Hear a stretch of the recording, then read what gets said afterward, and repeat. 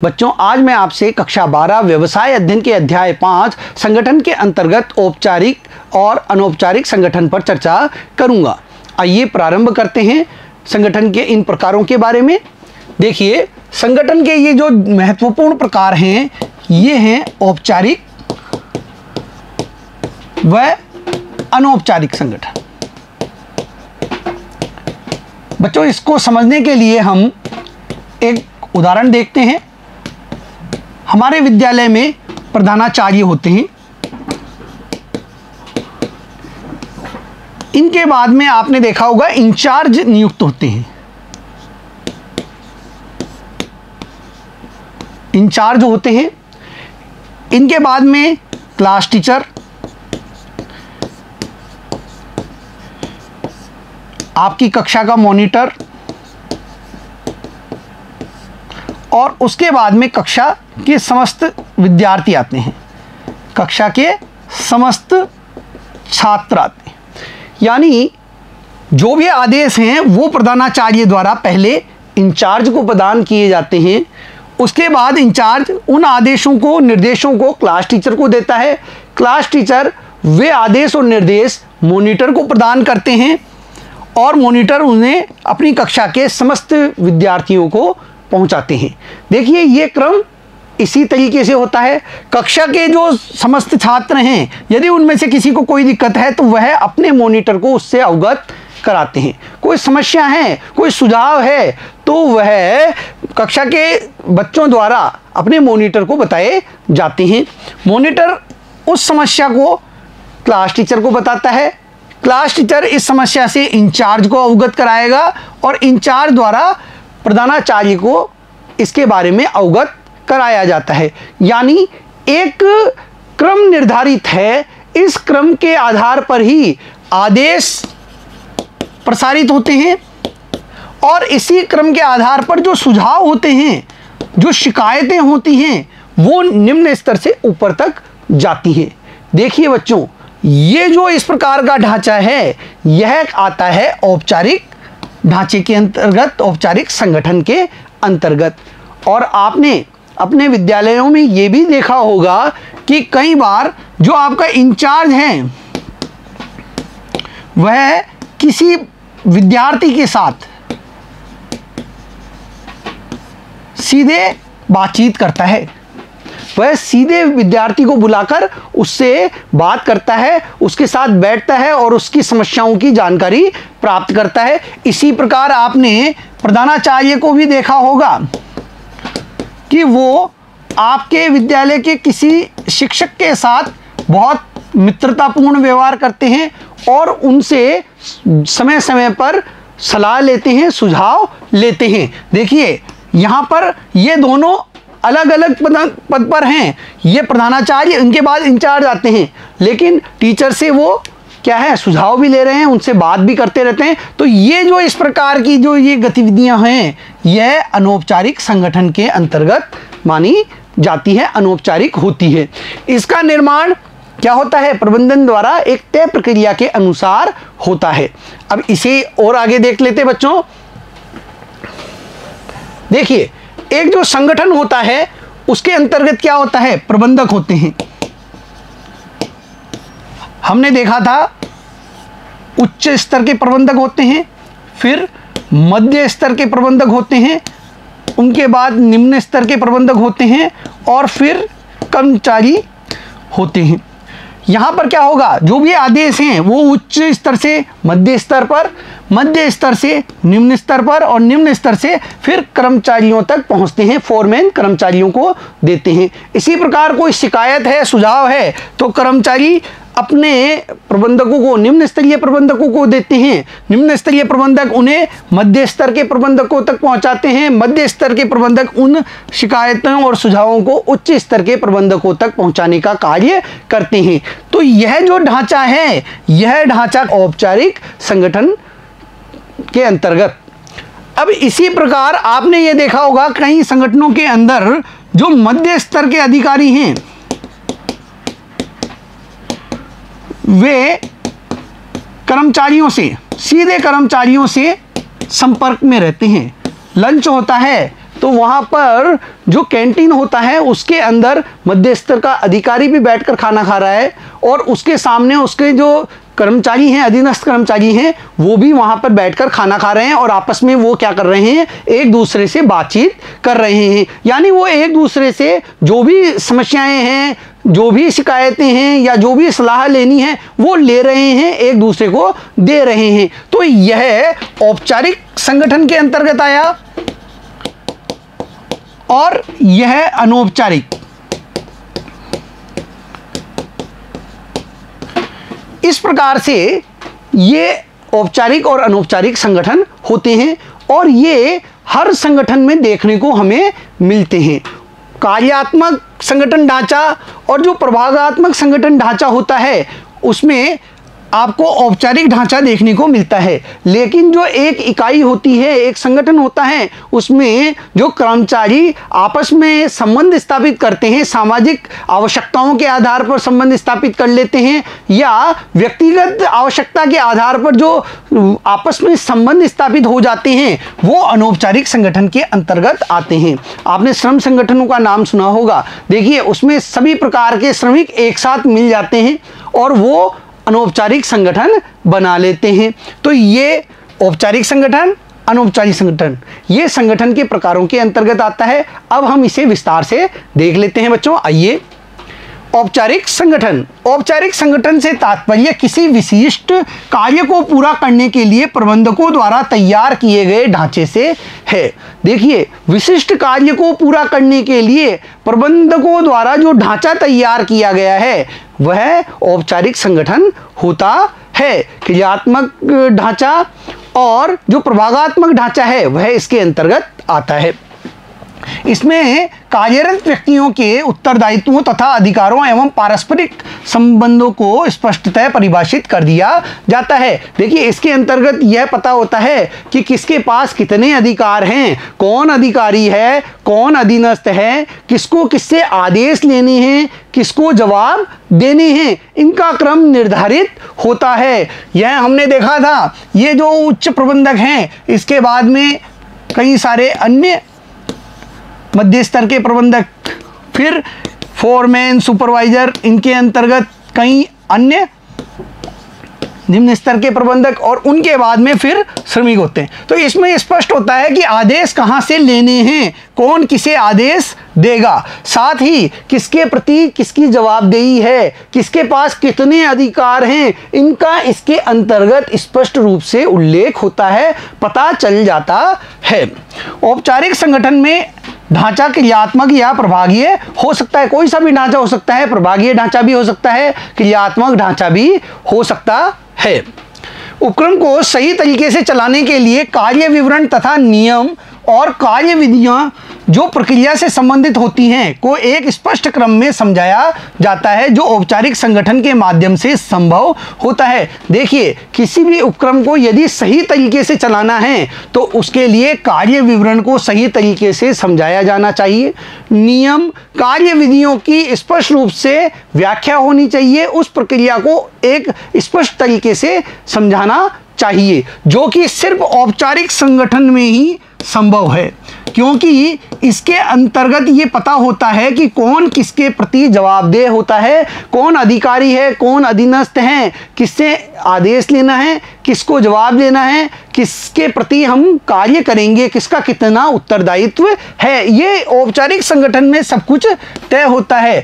तो ये सारे कार्य यदि उपक्रम को सही तरीके से चलाना है तो औपचारिक संगठन में ही किए जाते हैं। औपचारिक संगठन कार्यों की समुचित ढंग से परिभाषित पद्धति है। देखिए, औपचारिक संगठन क्या है? कार्यों की समुचित ढंग से परिभाषित पद्धति, यानी कार्यों को किस प्रकार किया जाएगा, किसके द्वारा किया जाएगा, ये सब कुछ उसके अंदर परिभाषित होता है, बताया जाता है, जिसमें प्रत्येक के अधिकार, उत्तरदायित्व तथा जवाबदेही की निश्चित परिमाप होती है।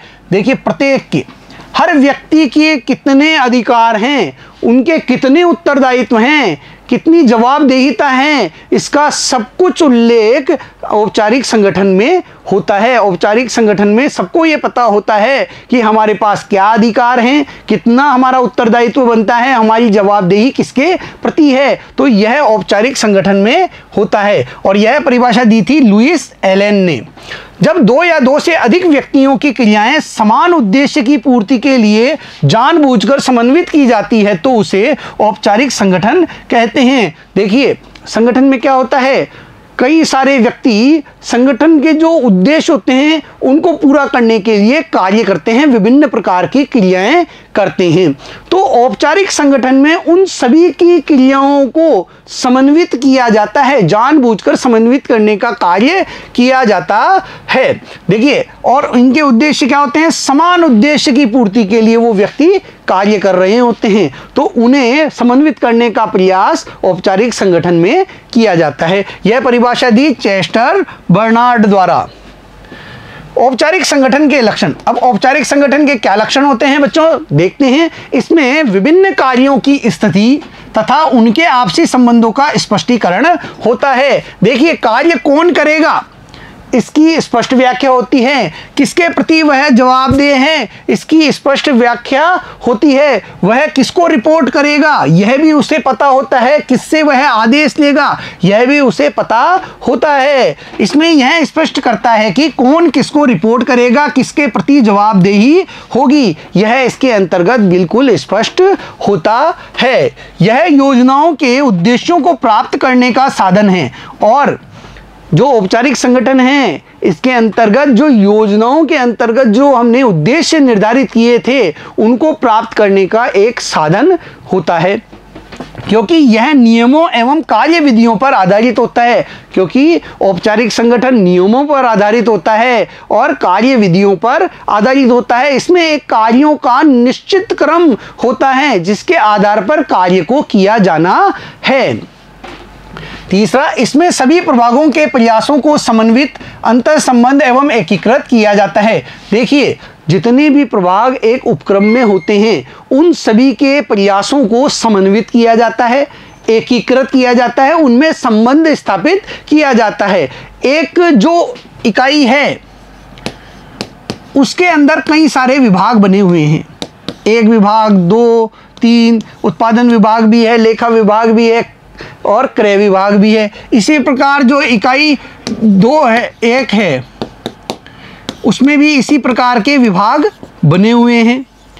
तो जो उपक्रम है वह इन सभी के बीच संबंध स्थापित करता है, इनके प्रयासों को एकीकृत करके अपने उद्देश्यों को पूरा करने की ओर आगे बढ़ता है। और यह सब औपचारिक संगठन के माध्यम से ही संभव हो सकता है। इसका निर्माण उच्च स्तरीय प्रबंध द्वारा विचार विमर्श के बाद किया जाता है। देखिए, औपचारिक जो संगठन है इसका निर्माण प्रबंधकों द्वारा किया जाता है और पूर्ण रूप से विचार विमर्श के बाद वो इसका निर्माण करते हैं। इसमें कार्य निष्पादन पर अधिक बल दिया जाता है। औपचारिक संगठन में कार्य के निष्पादन पर बहुत अधिक बल प्रदान किया जाता है। इसके गुण क्या हैं बच्चों, देखते हैं। इसमें उत्तरदायित्व निर्धारित करना आसान होता है। देखिए, जो औपचारिक संगठन होता है इसके अंदर किसका कितना उत्तरदायित्व है यह निर्धारित करना बहुत आसान हो जाता है। किसकी कितनी जिम्मेदारी है, इसकी कितना उत्तरदायित्व बनता है, इसका कितना उत्तरदायित्व है, इसका कितना उत्तरदायित्व है, यह तय करना आसान हो जाता है और इससे उत्तरदायित्व आसानी से तय कर दिए जाते हैं, क्योंकि सभी कर्मचारियों के अधिकार एवं उत्तरदायित्व निश्चित होते हैं। कारण क्या है ऐसा कि सभी के अधिकार का पता होता है, किसके पास कितना अधिकार है, इसके पास कितना है, इसके पास कितना है और इसके पास कितने अधिकार है, इनका पता होता है। साथ ही किसका कितना दायित्व बनता है कार्य के प्रति वह भी स्पष्ट होता है। दूसरा, प्रत्येक सदस्य के कार्य व कर्तव्य निश्चित होने से कार्यों का दोहराव नहीं होता। देखिए, औपचारिक संगठन में कार्यों की मात्रा निश्चित होती है, कौन क्या कार्य करेगा, किस प्रकार का कार्य करेगा यह निश्चित होता है। इससे क्या होता है, दोहराव से बचा जाता है। जो कार्यों का दोहराव है उससे हम क्या कर लेते हैं, बचाव कर लेते हैं, अपना बचाव करते हैं। तीसरा है आदेश की एकता का पालन करना संभव हो जाता है। देखिए आदेश की एकता बनी रहती है, एक पद सोपान निर्धारित है कि यह इसे आदेश देगा, यह इसे आदेश देगा और यह अपने अधीनस्थ जो कर्मचारी हैं उन्हें आदेश प्रदान करने का कार्य करेगा। तो एक निर्धारित क्या है, पद सोपान बना होता है। यहाँ पर यह अधिकारी इसे, यह इसे आदेश प्रदान करने का कार्य कर रहा है। तो एक आदेश की एकता जो है वो बनी रहती है। कार्य संचालन की सुनिश्चितता तथा सभी को अपने कार्यों की जानकारी होने से कार्य संचालन आसान हो जाता है। देखिए जो औपचारिक संगठन होता है उसमें सभी को ये पता रहता है कि मुझे क्या कार्य करना है, मैं किस विभाग से संबंधित हूँ, किस प्रभाग से संबंधित हूँ, मुझे किससे आदेश लेने हैं और किसके बताए अनुसार मुझे कार्य संपादित करना है। तो कार्यों की जानकारी होने से कार्य का संचालन आसानी से हो जाता है, वह लक्ष्यों को प्राप्त करने में आसानी होती है और लक्ष्य भी आसानी से प्राप्त कर लिए जाते हैं। जो संगठन के लक्ष्य हैं, उद्देश्य हैं, उन्हें आसानी से प्राप्त करने के लिए आगे बढ़ा जाता है। संगठन में स्थायित्व आता है। देखिए औपचारिक संगठन जहां पाया जाता है ऐसे उपक्रमों में स्थायित्व आता है। कर्मचारियों के मार्गदर्शन के स्पष्ट नियम होते हैं जिससे उनके व्यवहार को भी आसानी से ज्ञात किया जा सकता है। देखिए इसमें क्या होता है, कर्मचारियों को मार्गदर्शन करने के संबंध में स्पष्ट नियम होते हैं जिससे उनके व्यवहार को आसानी से पता लगाया जा सकता है, उनके व्यवहार में आसानी से सुधार किया जा सकता है, साथ ही उन्हें सही दिशा की ओर अग्रसर किया जा सकता है। दोस्त इसकी कुछ कमियां भी है बच्चों। आदेश की श्रृंखला का पालन करने एवं प्रत्येक कार्य के नियमबद्ध होने के कारण अनावश्यक विलंब होता है एवं निर्णय लेने में अधिक समय लगता है। देखिए हमने पद सोपान के बारे में देखा था, वहां पर क्या था, 2 श्रृंखलाएं थी। अब ऐसी स्थिति में यदि इसे इस अधिकारी से कार्य है जो दूसरी रेखा पर स्थित है, दूसरे विभाग से संबंधित है, तो इसे क्या करना पड़ेगा, पहले अपने उच्च अधिकारी को सूचना देनी पड़ेगी, वह अपने उच्च अधिकारी को देगा, वह प्रबंधक को देगा, फिर इस प्रकार से वह दूसरे जो विभाग है उसके अधिकारी से संपर्क कर पाएगा। वहां से कोई सुझाव आएगा या कोई भी निर्देश होगा उसका उस तक पहुंचने में बहुत समय लग जाएगा। तो इस प्रकार इसमें क्या है, बहुत अधिक समय लगता है और काफी विलंब भी हो जाता है, निर्णय लेने में भी अधिक समय लगता है। दूसरा, कर्मचारियों को निर्देशों के अनुसार ही कार्य करना होता है और इस औपचारिक संगठन प्रणाली के अंदर जो कर्मचारी होते हैं उन्हें बताए गए निर्देशों के अनुसार ही कार्य करना होता है। इससे उनकी पहल क्षमता व रचनात्मकता में कमी आती है, वो अपनी तरफ से कोई पहल का कार्य नहीं कर सकते। जो निर्देश उन्हें उच्च प्रबंधन से प्राप्त हो रहे हैं उनका ही उन्हें पालन करना होता है। निर्धारित कठोर नीतियां किसी प्रकार का परिवर्तन नहीं होने देती। जो नीतियां बनी हुई हैं, जो कठोर नीतियां हैं संगठन में, वो इनमें किसी भी प्रकार का परिवर्तन नहीं होने देती। तीसरा, इसमें कार्य और ढांचे पर अधिक बल दिया जाता है। मानवीय संबंधों, प्रतिभा की उपेक्षा की जाती है। देखिए औपचारिक संगठन के अंदर मानवीय संबंधों का ध्यान नहीं रखा जाता, साथ ही जो प्रतिभा होती है उसकी भी उपेक्षा की जाती है। आगे, अनौपचारिक संगठन। देखिए बच्चों, यह स्वनिर्मित होता है और व्यक्तिगत हितों, सामाजिक हितों की पूर्ति के लिए ये अनौपचारिक संगठन निर्मित होते हैं। इन्हें उच्च प्रबंधकों द्वारा तैयार नहीं किया जाता। जब एक संगठन के जो कर्मचारी अधिकारी होते हैं वे आपस में सीधे तौर पर संपर्क कर लेते हैं, यानी उनके बीच में कोई क्रम निर्धारित नहीं होता, तो यह क्या होता है, यह इसके अंतर्गत आता है, अनौपचारिक संगठन में शामिल किया जाता है। ये सामाजिक हितों की पूर्ति के लिए, व्यक्तिगत हितों की पूर्ति के लिए खुद की इच्छा से एक साथ आते हैं, एक साथ वो बैठते हैं, उठते हैं, एक साथ कार्य करते हैं। इसमें सहयोग की भावना होती है, एक दूसरे का वो सहयोग करते हैं, एक दूसरे से सलाह लेते हैं, सुझाव लेते हैं। कोई भी उनके बीच औपचारिक क्रम नहीं होता, पद सोपान नहीं होता है। ऐसा संगठन जिसकी स्थापना जानबूझकर नहीं की जाती बल्कि अनायास ही पारस्परिक समान हितों, रुचियों एवं संबंधों के कारण हो जाती है, अनौपचारिक संगठन कहलाता है। देखिए, ऐसा संगठन जिसकी स्थापना जानबूझकर नहीं की जा गई है बल्कि समान हितों के कारण, कर्मचारियों के आपस में समान हित होने के कारण, रुचियों के कारण और संबंधों के कारण उसका निर्माण हुआ है, अनौपचारिक संगठन कहलाता है।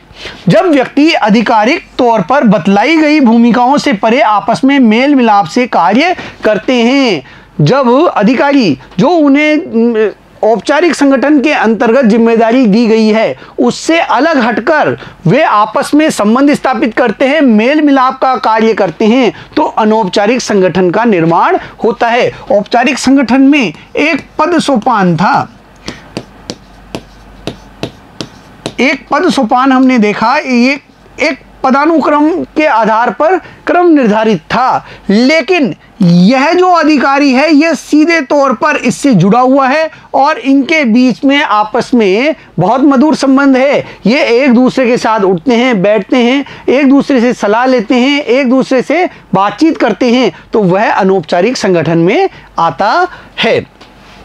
आपस में स्वतंत्रता पूर्वक संपर्क बनाते हैं, वे मैत्रीपूर्ण व सहयोगपूर्ण विचारों से एक ग्रुप बनाते हैं जिसमें आपसी हितों की समानता होती है। देखिए, वे स्वतंत्रता पूर्वक आपस में संपर्क स्थापित करते हैं, मतलब उन दोनों में जो भी अधिकारी है, कर्मचारी हैं, अधीनस्थ हैं, उसके बीच में स्वतंत्रता पूर्वक संपर्क बनता है। वे अपनी इच्छा से एक संबंध स्थापित करते हैं, वे मैत्रीपूर्ण व सहयोगपूर्ण विचारों से एक ग्रुप बना लेते हैं।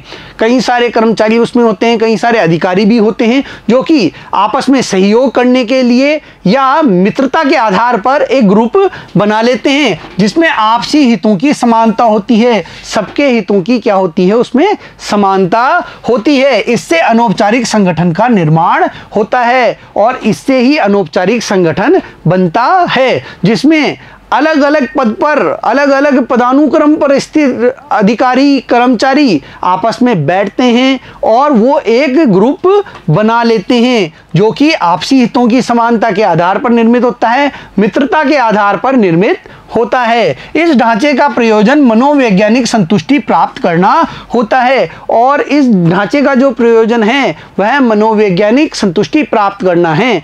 मान लीजिए किसी के सामने कोई समस्या है तो वह अपने इस ग्रुप के जो अन्य सदस्य हैं उनसे सलाह मशवरा कर सकता है, अपनी उलझनों का हल वहां ढूंढ सकता है।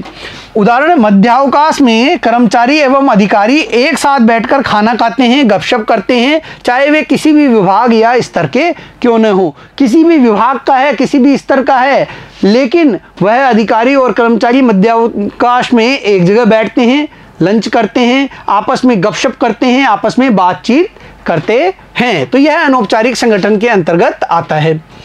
वह संगठन अनौपचारिक है जिसमें आपसी संबंध अज्ञानवश संयुक्त उद्देश्यों के लिए बनते हैं। देखिए, अज्ञानवश यानी जानबूझकर एक साथ नहीं आए हैं, वो अज्ञानता से एक साथ आए हैं संयुक्त उद्देश्यों के लिए। लेकिन उद्देश्य कैसे हैं? संयुक्त उद्देश्य हैं। तो ऐसे संगठन अनौपचारिक संगठन होते हैं जिसमें लोग अज्ञानतावश एक साथ मिलते हैं, इकट्ठे होते हैं, एक ग्रुप बनाते हैं क्योंकि उनके उद्देश्य क्या हैं? समान हैं। यह परिभाषा दी थी चेस्टर बर्नार्ड ने। अनौपचारिक संगठन व्यक्तिगत तथा सामाजिक संबंधों का एक तंत्र है जो न तो औपचारिक संगठन द्वारा बनाया जाता है, देखिए यह औपचारिक संगठन द्वारा नहीं बनाया जाता और न ही आवश्यक है और न ही जरूरी है कि एक संगठन में अनौपचारिक संगठन हो ही। देखिए, न तो औपचारिक संगठन की तरह यह बनाया जाता है और न ही यह जरूरी होता है कि इसी संगठन के लिए। इसका जन्म उदय व्यक्तियों के स्वैच्छिक रूप से एक दूसरे से सहयोग करने से होता है। इसका जन्म कैसे होता है, उदय कैसा होता है? जब व्यक्ति एक दूसरे की मदद करने के लिए, एक दूसरे का सहयोग करने के लिए एक साथ आते हैं, एक साथ जुड़ते जाते हैं, तो अनौपचारिक संगठन निर्मित हो जाता है। जब अधिकारी और अधीनस्थ एक साथ मिल जाते हैं किसी समस्या का समाधान करने के लिए और वह अनौपचारिक रूप से जुड़ रहे हैं, तो वह अनौपचारिक संगठन कहलाता है। यानी अपने पदानुक्रम को ध्यान में न रखते हुए वो एक दूसरे का सहयोग करने के लिए यदि साथ में आ रहे हैं तो वह अनौपचारिक संगठन होता है। यह परिभाषा दी कीथ डेविस ने।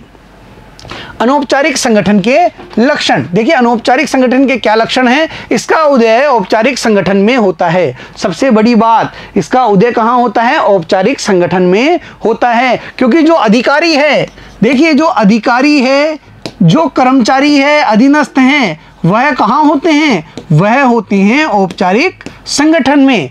वहीं पर से अधिकारी कर्मचारी आपस में मिलते हैं, तो उसका उदय कहाँ हुआ? औपचारिक संगठन में होता है। वहीं पर कर्मचारियों व अधिकारियों द्वारा व्यक्तिगत संबंध स्थापित किए जाते हैं। वो व्यक्तिगत संबंध स्थापित करते हैं, अधिकारी और अधीनस्थ एक साथ ग्रुप बनाते हैं। यह व्यवहारिक मानकों पर चलते हैं, ना कि पूर्व निर्धारित नियमों अथवा नियंत्रणों पर। देखिए औपचारिक संगठन में क्या होता है? पूर्व निर्धारित नियमों और नियंत्रणों के आधार पर कार्य करना होता है, जबकि अनौपचारिक संगठन में व्यवहारिक मानक निर्धारित किए जाते हैं। किस प्रकार आपस में व्यवहार करना है, किस प्रकार बातचीत करनी है। तो यहां पर व्यवहारिक मानक निर्धारित होते हैं, जिनके आधार पर अनौपचारिक संगठन चलते हैं। स्वतंत्र संप्रेषण होता है, इसमें संदेश के प्रवाह को स्पष्ट नहीं किया जा सकता। देखिए स्वतंत्र संप्रेषण होता है।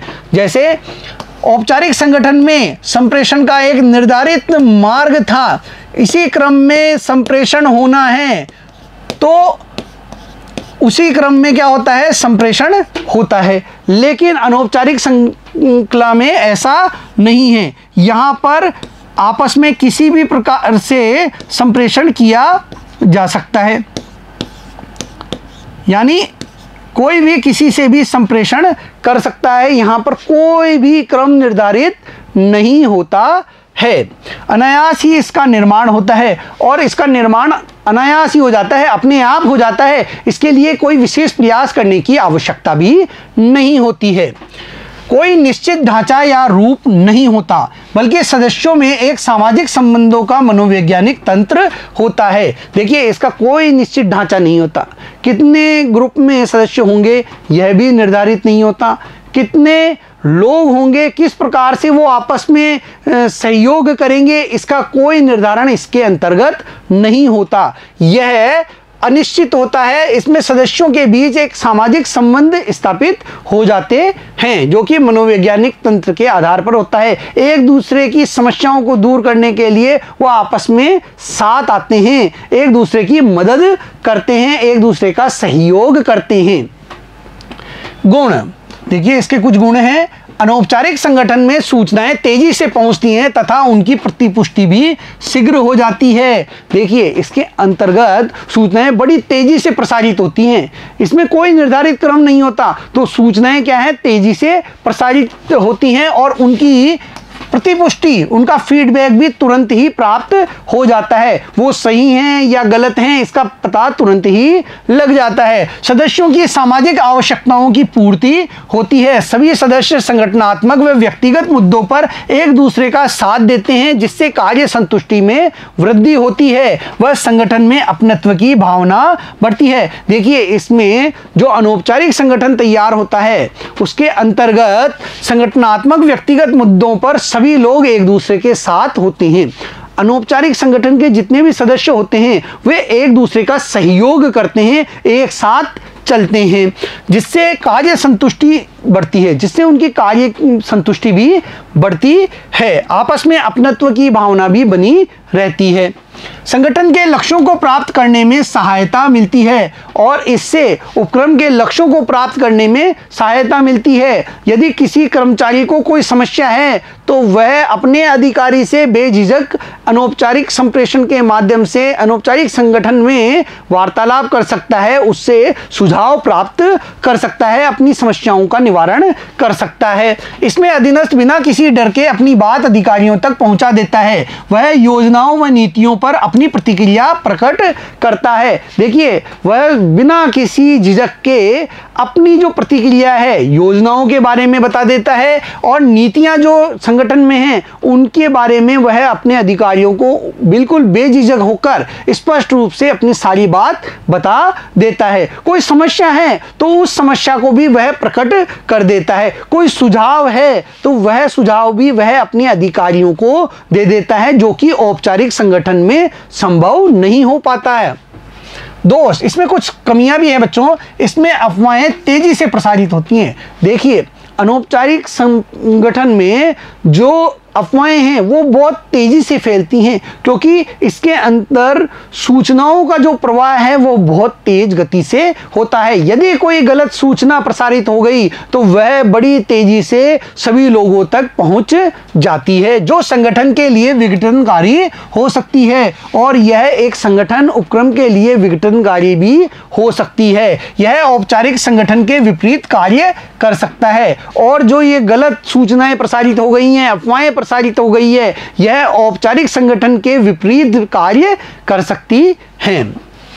यह परिवर्तनों का विरोध करता है तो प्रबंधन परिवर्तनों को लागू करने में असमर्थ हो जाता है। जब अनौपचारिक संगठन किसी परिवर्तन का विरोध करता है तो उसमें अधिकारी भी हैं, उसमें अधीनस्थ भी हैं, उसमें सभी स्तर के लोग शामिल होते हैं, एक बड़ा ग्रुप बन जाता है। तो ऐसी स्थिति में प्रबंधन उन परिवर्तनों को लागू नहीं कर पाता, उसके सामने कई प्रकार की समस्याएं उत्पन्न हो जाती है। यह ग्रुप के सदस्यों को ग्रुप की आकांक्षाओं के अनुरूप चलने के लिए बाध्य करता है। देखिए, अनौपचारिक संगठन के अंदर जब ग्रुप बनते हैं तो ये ग्रुप क्या होते हैं, ग्रुप की आकांक्षा के अनुरूप सभी सदस्यों को चलने के लिए निर्देशित करते हैं कि आपको ग्रुप की इन भावनाओं का पालन करना चाहिए, इस प्रकार से चलना चाहिए। कई बार ग्रुप के मानदंड संगठन जन्य हितों के विरुद्ध होते हैं और कई बार जो ये ग्रुप हैं इनके मानदंड ऐसे होते हैं जो कि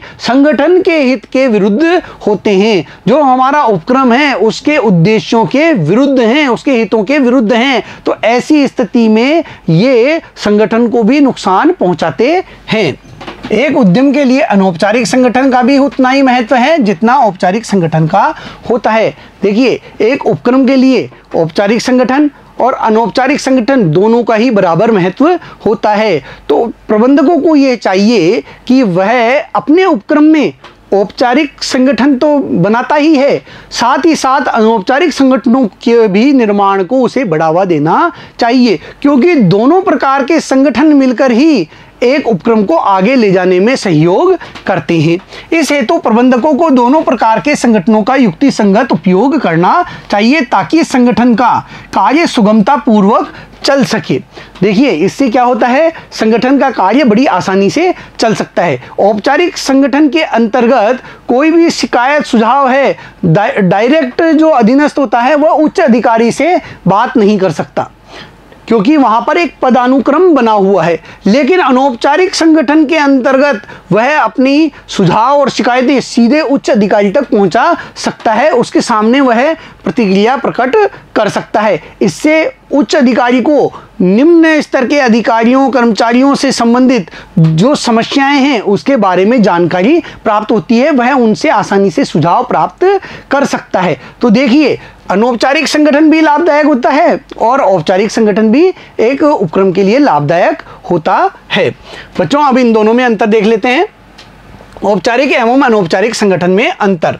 अर्थ के आधार पर औपचारिक संगठन अधिकार संबंधों का ढांचा प्रबंध तैयार करता है। देखिए, औपचारिक संगठन कौन तैयार करता है, प्रबंधक तैयार करते हैं। ये अधिकार संबंधों को बिल्कुल स्पष्ट रूप से प्रकट करते हैं कि ये प्रबंधक है, इसके नीचे ये कर्मचारी हैं, ये मध्य स्तर के, ये निम्न स्तर के प्रबंधक, ये उनके नीचे काम करने वाले कर्मचारी, किसके कितने अधिकार हैं, किसके दायित्व हैं, कौन किससे आदेश ले रहा है, ये सारा कुछ क्या है, स्पष्ट होता है। अनौपचारिक संगठन सामाजिक संबंधों का तंत्र नेटवर्क है, कर्मचारियों का अंतःक्रिया से प्रारंभ होता है, और जो कि कर्मचारियों की अंतःक्रिया से प्रारंभ होता है। जब कर्मचारी आपस में बिना किसी पदानुक्रम के मिलते हैं, बैठते हैं, एक संबंध स्थापित करते हैं, तो अनौपचारिक संगठन का निर्माण होता है। उद्गम कंपनी के नियम तथा नीतियों के परिणाम स्वरूप प्रारंभ होता है। कंपनी के नियम और नीतियों के आधार पर औपचारिक संगठन तैयार होता है। अनौपचारिक संगठन सामाजिक अंतःक्रिया के परिणाम स्वरूप आरंभ होता है। सामाजिक अंतःक्रिया के आधार पर इनका जन्म होता है। बिना किसी पद के पदानुक्रम के जब लोग आपस में मिलते हैं, संपर्क स्थापित करते हैं, तो अनौपचारिक संगठन बनता है।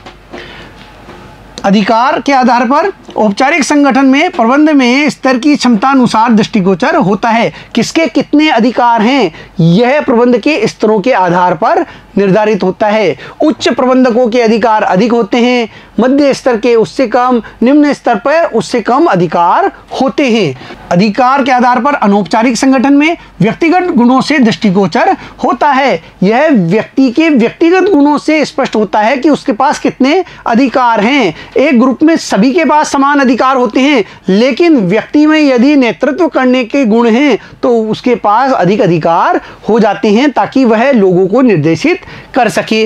व्यवहार औपचारिक संगठन में यह नियमों द्वारा निर्देशित होता है। जो उपक्रम के नियम हैं, नीतियां हैं, उनके आधार पर औपचारिक संगठन क्या होता है, निर्देशित होता है। अनौपचारिक संगठन, इसकी गतिविधि का कोई पैटर्न नहीं होता। इसकी गतिविधियां किस प्रकार संचालित होंगी, इसका कोई निर्धारित पैटर्न नहीं होता है। संप्रेषण का प्रवाह औपचारिक संगठन में संप्रेषण श्रृंखला सोपानवत चलता है। प्रबंधक, मध्य स्तरीय प्रबंधक, निम्न स्तरीय प्रबंधक, इस प्रकार से ये क्या है, क्रम चलता रहता है। और इसमें एक सोपान के आधार पर आदेश ऊपर से नीचे, शिकायतें नीचे से ऊपर की क्रम में आगे बढ़ती हैं। अनौपचारिक संगठन में संप्रेषण के प्रवाह की निर्धारित विधि नहीं है। यह किसी भी दिशा की ओर मुड़ सकती है। देखिए, किसी भी दिशा की ओर मुड़ सकती है। जो आपस में अधिकारी कर्मचारी हैं वो किसी से भी संपर्क कर सकते हैं, किसी भी अनुरूप वो आपस में क्या है, संप्रेषण कर सकते हैं, क्योंकि वो एक ग्रुप में रहते हैं। वो एक ग्रुप में आपस में वार्तालाप कर सकते हैं, आपस में सलाह सुझाव ले और दे सकते हैं। प्रकृति औपचारिक संगठन दृढ़ या निश्चित होता है, दृढ़ प्रकृति का होता है, इसमें परिवर्तन संभव नहीं है। जबकि अनौपचारिक संगठन जो है परिवर्तनशील होता है, इसकी प्रकृति परिवर्तनशील होती है, इसमें परिवर्तन संभव होता है। नेतृत्व, देखिए औपचारिक संगठन में प्रबंधक ही नेता होता है, प्रबंधक ही क्या है, नेतृत्व प्रदान करता है। जबकि अनौपचारिक संगठन में प्रबंधक नेता हो भी सकते हैं और नहीं भी। प्रबंधक जरूरी नहीं नेतृत्व करे ही, वो नेता हो भी सकते हैं, नहीं भी हो। उनका चुनाव ग्रुप द्वारा किया जाता है। जो नेता होता है उसका चुनाव कैसे किया जाता है, ग्रुप द्वारा किया जाता है। ग्रुप के सभी लोग मिलकर अपना नेतृत्व चुनते हैं। बच्चों, ये थे औपचारिक और अनौपचारिक संगठन के अंतर। आज हमने इस वीडियो में औपचारिक संगठन को भी देखा है, अनौपचारिक संगठन के बारे में भी जानकारी प्राप्त की। दोनों ही प्रकार की जो ये संगठन हैं, ये एक उपक्रम के लिए बहुत आवश्यक होते हैं। औपचारिक संगठन प्रबंधकों द्वारा तैयार किया जाता है, जबकि अनौपचारिक संगठन सामाजिक संबंधों के आधार पर एक संगठन में निर्मित होता है। एक संगठन के विकास के लिए दोनों ही प्रकार के संगठन होना आवश्यक होते हैं। औपचारिक संगठन और अनौपचारिक संगठन का सही प्रकार से तालमेल बिठाकर प्रबंधक अपने उपक्रम को आगे ले जा सकते हैं। अगले वीडियो में फिर मिलेंगे। धन्यवाद।